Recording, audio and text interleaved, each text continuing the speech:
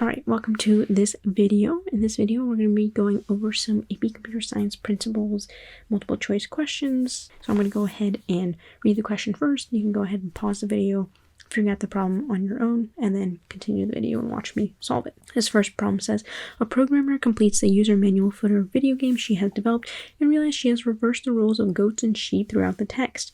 Consider the programmer's goal of changing all occurrences of goats to sheep and all occurrences of sheep to goats. The programmer will use the fact that the word foxes does not appear anywhere in the original text. Which of the following algorithms can be used to accomplish the programmer's goal? We have a bunch of sheep. Sure.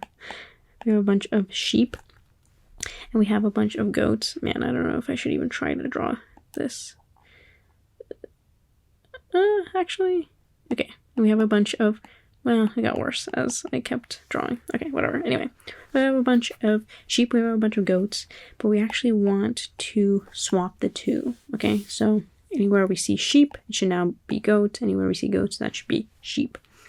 So I think if we take a step back and we sort of look at where it says, consider the fact that the word foxes does not appear anywhere in the original text, these problems, they don't tend to give you extraneous information like this. So I think we're actually going to want to use the fact that foxes does not appear anywhere in the original text to convert from sheep to goats and goats to sheep. One strategy for solving multiple choice questions is not to actually even look at the answers, and to try to just figure it out yourself and see if an answer matches one of those. If we just take a step away from this, how might we do this? So we have goats that we want to turn into sheep, and we also have sheep that we want to turn into goats. If we just try to do this first step, we turned all of our goats into sheep.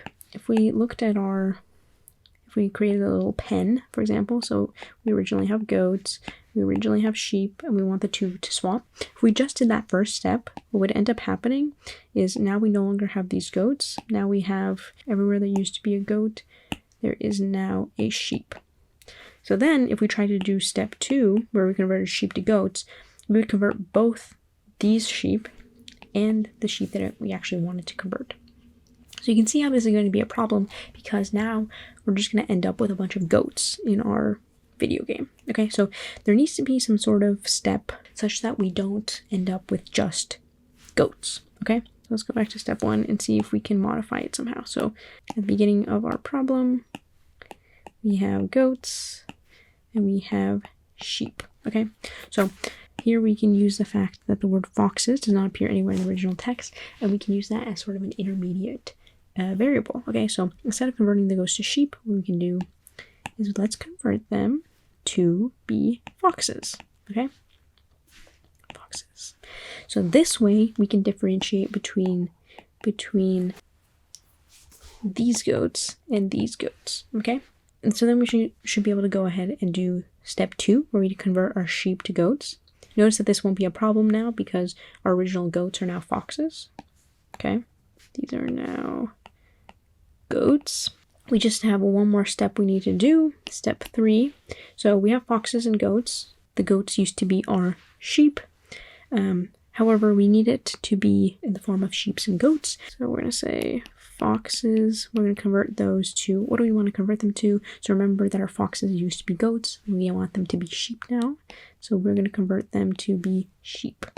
So step 3 is, now we have sheep.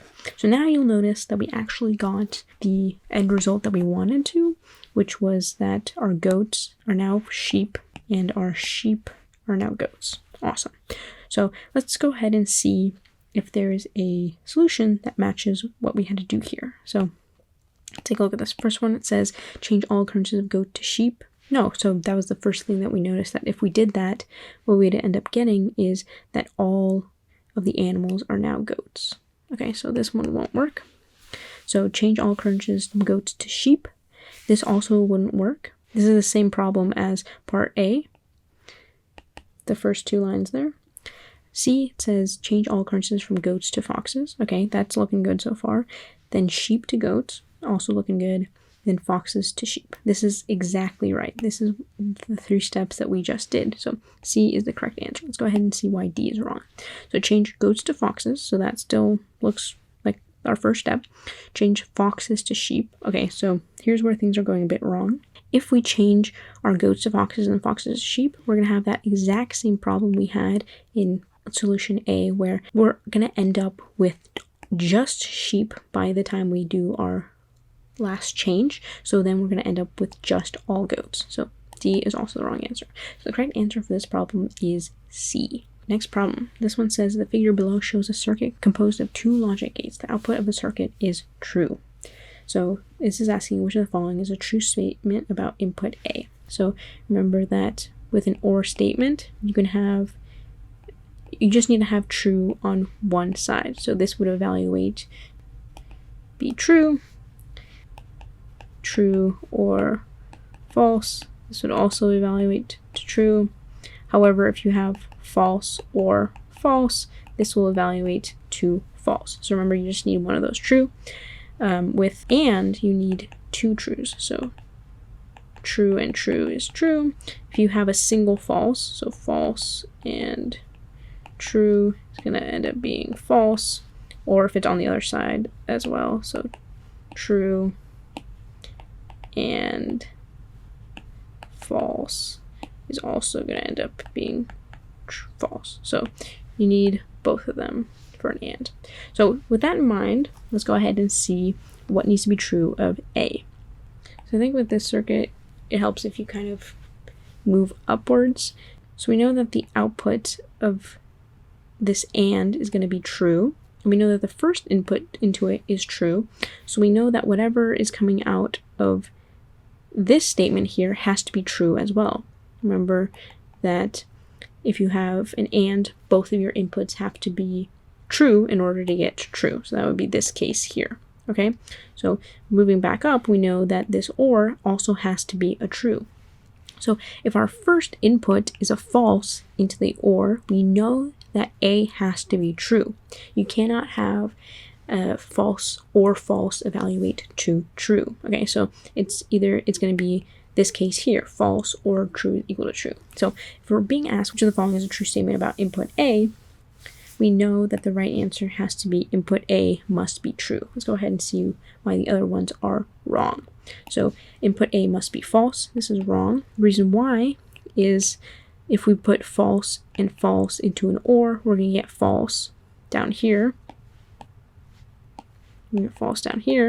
And then when we try to do true and false, we're not going to get true anymore. So input A must be false. That's wrong.